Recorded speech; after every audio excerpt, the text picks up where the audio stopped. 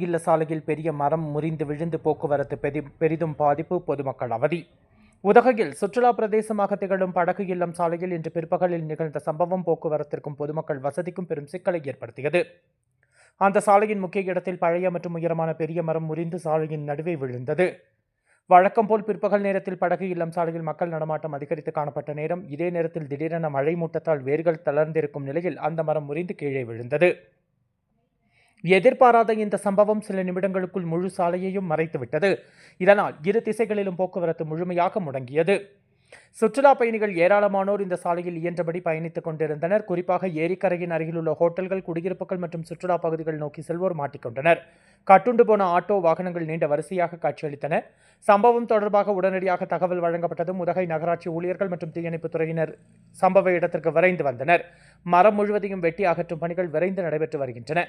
இதேபோன்று உதகை நகரில் உள்ள பல சாலைகளில் மரங்கள் பழைய நிலையில் இருப்பதாகவும் தொடர்ச்சியான மழையால் வேர்கள் தளரக்கூடிய நிலையில் உள்ளன என்றும் பொதுமக்கள் எச்சரிக்கை விடுத்துள்ளனர்.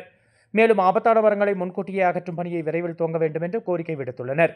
கோவை நீலகிரி செய்திகளுக்காக எமது சிறப்பு செய்தி ஆசிரியர் தமிழ் வெங்கடேசன்.